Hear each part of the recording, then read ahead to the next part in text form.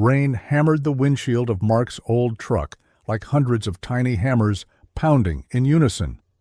In the darkness of the night, the highway seemed like an endless black ribbon dissolving into nothingness. Through the smeared water, he could barely make out the road, and the faded headlights only caught bare tree branches looking like skeletons reaching their claws to the sky. On a night like this, the world felt smaller, shrinking to the trembling light of the headlights and the monotonous hum of the engine. Suddenly, a figure emerged from the gloom. She stood on the roadside, soaked to the bone, in a white dress clinging to her like a second skin. Her hand was raised, pleading for help, her face obscured by the veil of rain. Mark hesitated. He didn't like picking up strangers, but something about her made him slow down. Maybe it was her stillness, almost unnatural, or the desperate look that flashed in the headlights. He stopped, the tires crunching on the gravel. The door creaked open, and she climbed in silently. The cab filled with the smell of rain mixed with something strange, damp earth, like after a freshly dug grave. She was young, about 20, with dark hair plastered to her pale face and eyes that seemed to look through him. Her lips, blue from the cold, trembled. "Thanks," she whispered so softly that her voice almost drowned in the sound of the storm. "Just take me to the turn ahead." Mark nodded, pulling back onto the road. Silence hung between them, thick as the fog outside. He tried to focus on driving, but his eyes kept drifting to her. She sat motionless, hands folded in her lap, staring into the night. The heater hummed, but the cold in the cab only grew, seeping into his bones. Time crawled. The turn was approaching, a sharp bend that locals avoided. Mark knew it well, but tonight the road felt alien, menacing. "Brake! Now!" she suddenly cried, her voice cutting through the silence like a knife. Mark didn't think. He slammed on the brakes. The truck screeched, sliding on the wet asphalt, and stopped inches from the edge. The road vanished, swallowed by a black abyss hidden by the rain. He turned to her, gasping in horror. "How did you—" But there was no one beside him. The seat was empty, no trace of a wet dress or pale skin, just a chill breeze brushing his neck. Mark jumped out, his flashlight beam darting along the roadside. Nothing. No footprints, no marks in the mud. As if she had never existed. Shaking, he drove to the nearest diner.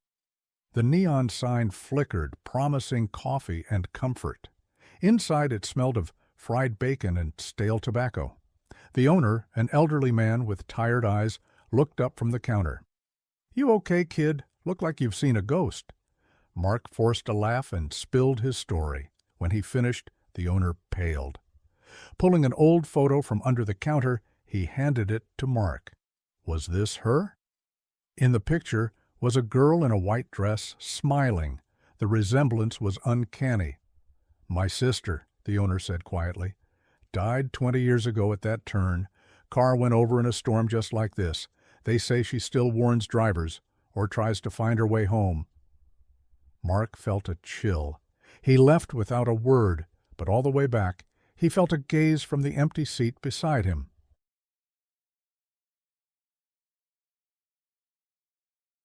The car was parked at the edge of Lover's Lane, surrounded by dense trees whose branches intertwined into an impenetrable canopy. Sarah and Jake had come here to escape the world, to steal a few moments alone. The radio played softly, but the announcer's voice suddenly cut through the melody. "Escaped from the psychiatric hospital. Dangerous. Last seen in a torn coat and with a hook for a hand." Jake snorted, turning down the volume. "What a load of nonsense, huh?" Sarah forced a smile, but her eyes darted to the windows. The forest was pitch black, absorbing light without a trace. "Maybe we should head home," she suggested, trying to hide the tremor in her voice. "Don't be silly," Jake dismissed, leaning in for a kiss. "It's just a story." But at that moment, when their lips touched, the silence was shattered by a sound, a faint scrape-scratch, like metal dragging across wood. Sarah pulled back, her heart pounding. "Did you hear that?" Jake frowned. "Probably a branch. I'll go check." He grabbed a flashlight from the glove compartment and stepped out, slamming the door behind him. Sarah watched as the beam of light dissolved into the shadows between the trees. Minutes stretched. The car felt smaller, the air thicker. Sarah listened, but heard only her own breathing, fogging the windows. The silence pressed in. Suddenly there was a thump from above. She froze. Another, louder. Something was moving on the roof. Slowly, deliberately.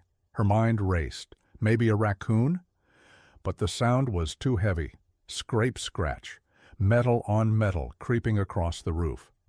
Sarah trembled, fumbling for the keys with shaking hands. The scraping stopped. Silence. Then a shadow loomed at the window. Tall, crooked. Sarah screamed, jammed the key into the ignition. The engine roared, tires screeched, and she sped away. She stopped only at the police station, tears streaming down her face. The officers listened to her frantic story and sent a patrol to the scene. Hours later, they returned, grim-faced. One showed her a rusty hook, stained with blood. Caught on the door handle, Sarah choked on her breath. And Jake? The officer hesitated. Found a mile away in the woods. He was dragged alive, but then left behind. Sarah collapsed to her knees. The hook man was no fiction. He waited in the dark, and now she knew it for certain.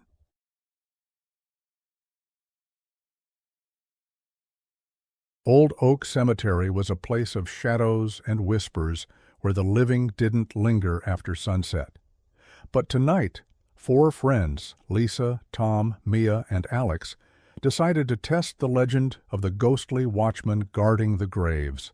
They laughed, daring each other, confident it was just a tale. The air smelled of dampness and rotting leaves.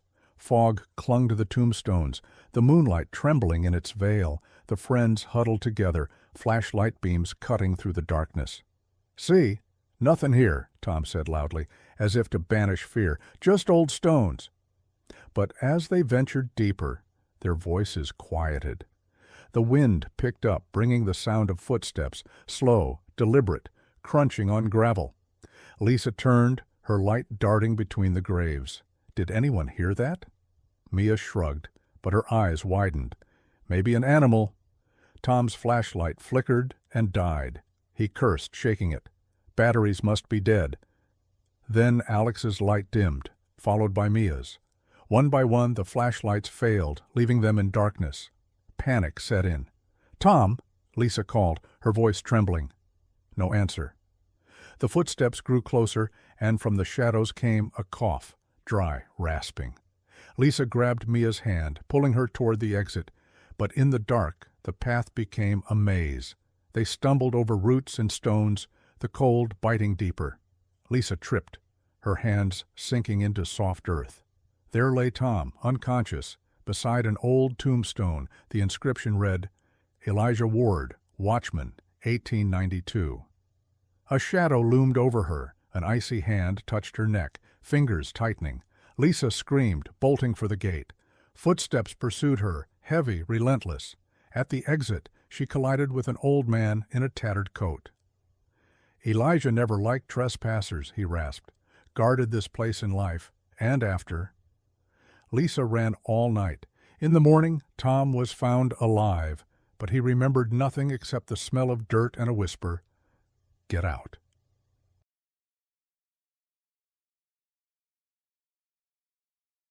Clara's new apartment was a dream, spacious, affordable, in a quiet neighborhood. But one oddity stood out: the bathroom mirror. It fogged up constantly, even without hot water. Every morning she wiped it clear, but by evening the haze returned, sticky and persistent. At first Clara ignored it. Old buildings have quirks. But then came the shadows, flickering at the edge of her vision, vanishing when she turned. Always in the mirror, never in the room. One night, while brushing her teeth, she saw her, a woman with a pale face and empty black eyes. Clara froze, toothpaste dribbling from her lips. The face stared, unblinking. She blinked, and it was gone. Her heart raced, but Clara convinced herself it was fatigue. She avoided the bathroom at night, brushing her teeth in the kitchen, pretending everything was fine. But one night she was awakened by the sound of water, the shower hissing loudly through the apartment. Groggy, she stumbled to the bathroom. The door was ajar, steam billowing out. The mirror was covered in thick fog. Clara reached for the faucet but stopped. Words appeared in the mist. "I'm here." The lights flickered and went out. In the darkness, a scrape sounded, like nails dragging across glass. Clara lunged for the door, but it wouldn't budge. The scraping grew louder, cold, touching her skin. With a desperate yank, she broke free and ran until she was outside. The next morning she demanded answers from the landlord. He sighed. The previous tenant disappeared. They found her walled up behind the bathroom, but the body looked fresh, like she died yesterday. Clara moved out that day, but sometimes she still feels that cold whisper on her skin.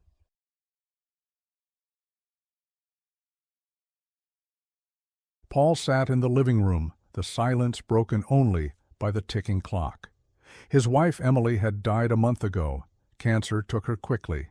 He had lowered the coffin into the ground himself, watched it disappear under the soil. But grief warped reality. The phone rang. On the screen, Emily's number. Paul froze. A mistake, a glitch, but curiosity won. He answered. "Paul." The voice was faint, distant, as if from the bottom of a well. "Come to me." The line went dead. Paul's hands shook. It was impossible, but he recognized her. He drove to the cemetery, the night shrouded in fog. Emily's grave was easy to find, the earth still loose. Without thinking, he began to dig, fingers tearing at the soil. Time blurred. Finally he hit wood, pried open the lid. Emily lay inside, her phone glowing in her stiff hands. An incoming call. Paul answered, his voice trembling. "Hello?" Through the static came a scream, her scream, raw with pain. He dropped the phone, stumbling back. The scream echoed in his ears. In the morning, the police found the disturbed grave. Grave robbers, they concluded, must have dropped the phone, but the call came from deeper down. Paul never went back, but at night the phone rings, Emily's number. He doesn't pick up. Urban legends are more than just stories. They're reflections of our fears. The Phantom Hitchhiker warns of hidden dangers on lonely roads, reminding us that not everyone who asks for help is safe. The Hookman feeds on our terror of unseen predators lurking in the shadows. The Graveyard Watcher embodies our dread of death and the places it rules. The bathroom mirror plays on our fear of the unexplainable hiding in plain sight. The Call from the Grave shows how grief blurs the line between reality and nightmare. These tales endure because they speak to timeless anxieties about safety, loss, and the fragility of life. They're society's mirror reflecting our darkest worries. Join me as I dive into these chilling, true urban legends that might keep you up at night.